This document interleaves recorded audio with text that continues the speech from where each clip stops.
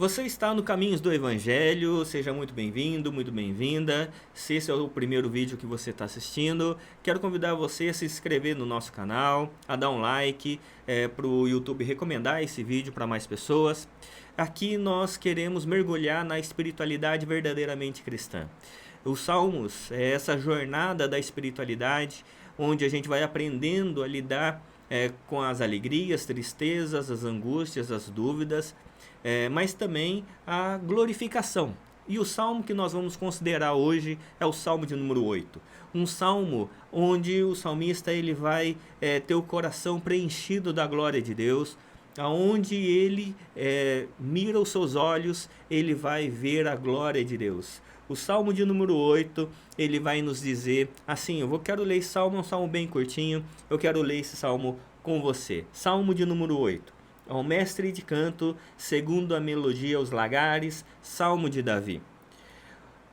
O Senhor, Senhor nosso, como é magnífico o teu nome em toda a terra.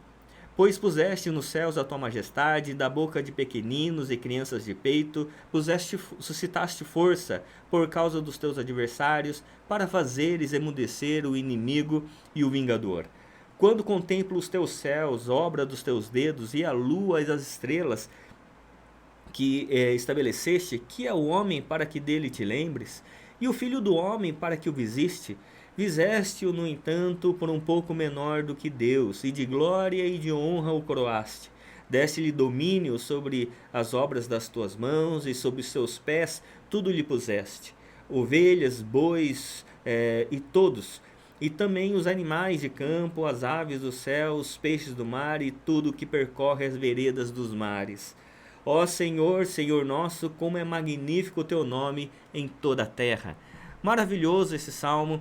Esse salmo ele vai falar sobre a obra da criação de Deus. É um texto como se fosse Gênesis em poesia. Ele vai dizendo sobre como é maravilhosa a criação de Deus, aonde ele coloca os olhos, quando ele olha para os montes, quando ele olha para os mares, quando ele olha para cada elemento da criação, ele vê a digital de Deus.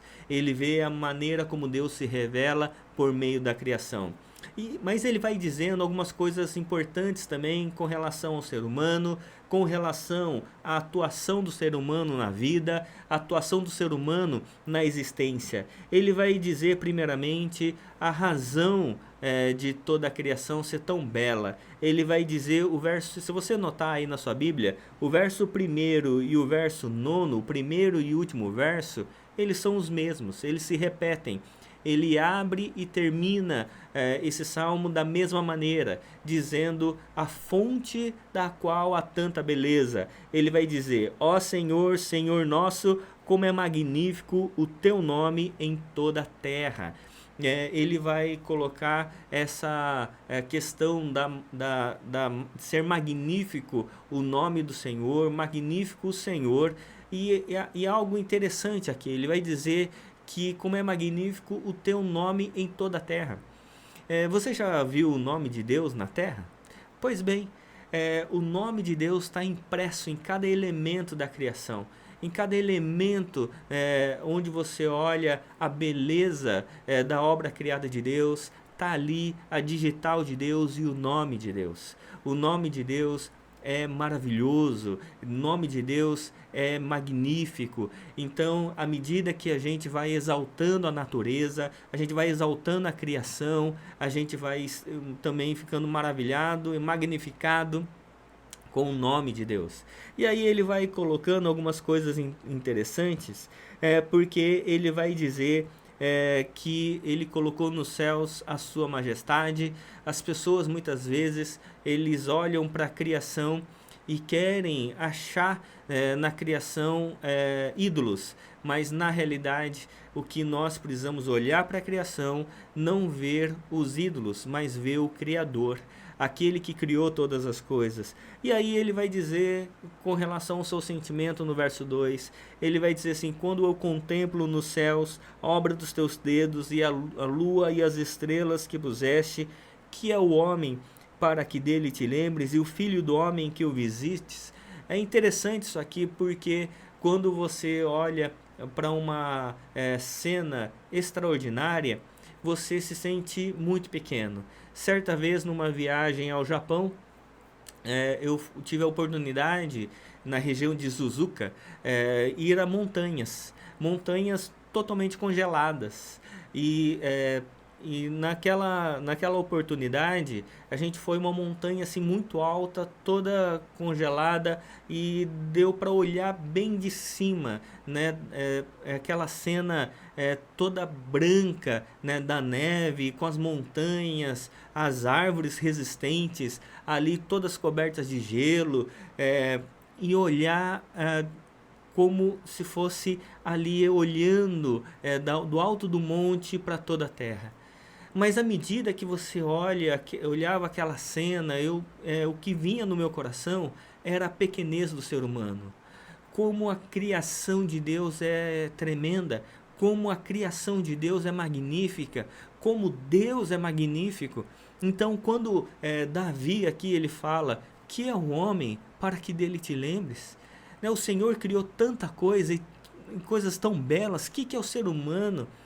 Mas ao mesmo tempo que ele afirma isso, né, da nossa pequenez diante da criação de Deus, ele vai colocar também as bênçãos que Deus tem conferido aos seres humanos como a gente, tão pequenos, tão frágeis, tão falhos.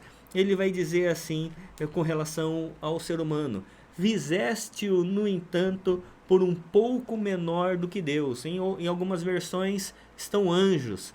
Em pouco menor do que Deus, de glória e de honra o coroaste, e deste-lhe domínio sobre a obra das tuas mãos, e sobre os seus pés lhe puseste. É interessante isso aqui. Primeiro só considerando essa questão de anjos ou de Deus, né? Aqui diz que um pouco menor do que Deus, em outras versões diz pouco menor do que anjos, mas o termo no original é Deus mesmo. Então, o que acontece é que aqui é uma referência ao homem ter sido criado à sua imagem e semelhança. Não é um pouco menor em termos de escala de tamanho, mas o fato do homem ter sido criado à imagem e semelhança, e ao fato do homem ter sido colocado como vice-gerente de toda essa criação maravilhosa. O homem para ser o governante em nome de Deus dessa criação, como diz lá em Gênesis, né? Que vai dizer que lá Deus deu domínio sobre o homem, sobre toda a terra, para o cultivar e guardar, né? Para proteger. Né? O problema do ser humano após o pecado é que por causa da ganância, por causa do desejo de enriquecimento, as pessoas não guardam a criação, as pessoas usurpam a criação, esgotam ali todos os recursos naturais para o enriquecimento.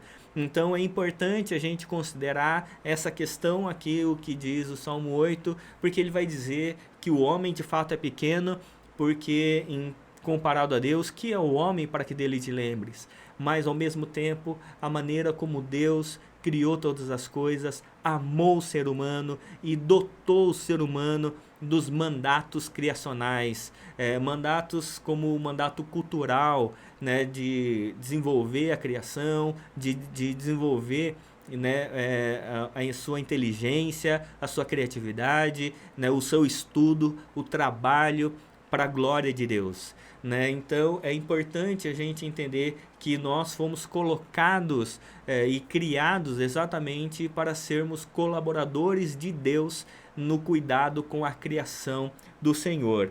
E aí ele vai terminar dizendo, né, o que ele repete no verso 1: ó Senhor, Senhor nosso, como é magnífico o teu nome em toda a terra. A gente olha para a criação e a gente olha a beleza do Senhor. E a gente olha para a gente mesmo.